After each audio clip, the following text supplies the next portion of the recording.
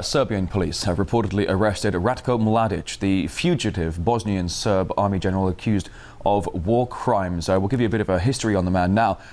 His arrest has been sought by the UN War Crimes Tribunal for the former Yugoslavia on suspicion of genocide. It was one of the conditions for Serbia joining the EU.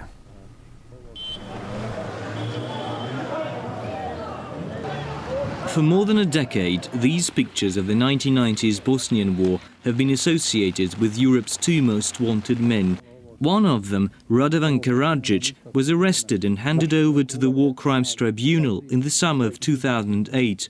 The other, Ratko Mladic, had been on the run since 1995 after a UN court indicted him of genocide and crimes against humanity. The Bosnian Serb general was born in Yugoslavia in 1942 and made a successful career as an army officer. When Yugoslavia collapsed, Bosnia and Herzegovina were being torn apart by Croats, Bosniaks and Serbs.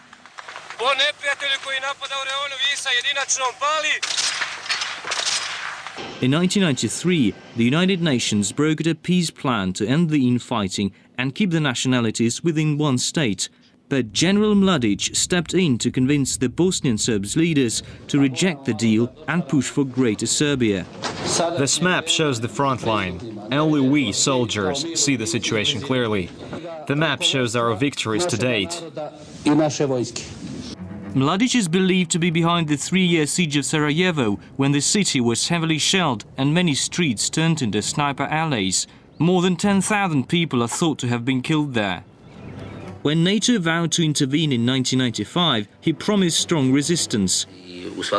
We certainly wouldn't watch those planes attacking us without fighting back. We would also attack the territories from which the planes had taken off.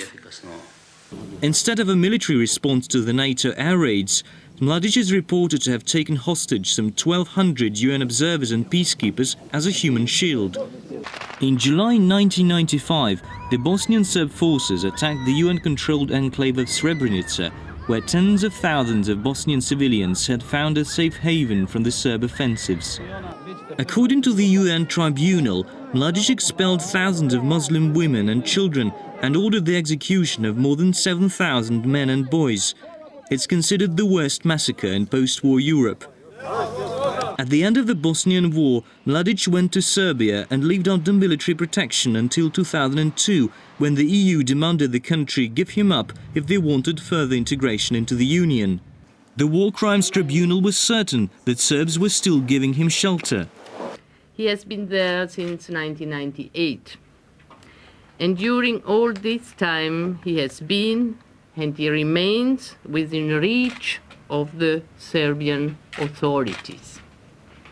He can and must be arrested immediately. Over the past 10 years, there had been several raids by secret services trying to hunt him down. Analysts said Mladic had a large support network across the country, with a portion of the population still regarding him as a hero. Alexander Shane, RT. And just within the past few minutes here, Serbian President Boris Tadic has confirmed that the man arrested by police is the wanted former Bosnian Serb army chief Ratko Mladic. Now, for more on this development, let's now talk to political analyst and historian John Laughlin, who is waiting for us in Belgrade. And John, does the arrest of Mladic radically improve Serbia's chances to join the European Union, do you think? Well, definitely his arrest is, as it were, the price which Serbia has been asked to pay and which Serbia has now paid. Whether it will improve Serbia's chances is difficult to say, because, of course, a lot of people will draw the conclusion that because he's been in Serbia for so long, that Serbia must somehow have been responsible for hiding him. In any case, I'm personally sceptical that EU membership is for very soon. I think Serbia will have to wait a long time, whatever happens. But there's no doubt that this is the price demanded, and this is the price that has been paid, and I think that underlines the political nature, really, of this indictment. All right, now, why do you think we see such a tenacity from the European Union and current Serbian authorities in their efforts to capture Mladic? Well, I personally think that it's part of justifying the European or the West's approach to Serbia over the last 20 years. That approach has been very hostile and aggressive. Serbia has been has taken the main blame for the breakup of Yugoslavia and for the Bosnian civil war, in my view, unfairly. And of course, the West has created a number of institutions, most notably the Hague Tribunal, whose very existence depends on proving the theory of Serbian guilt.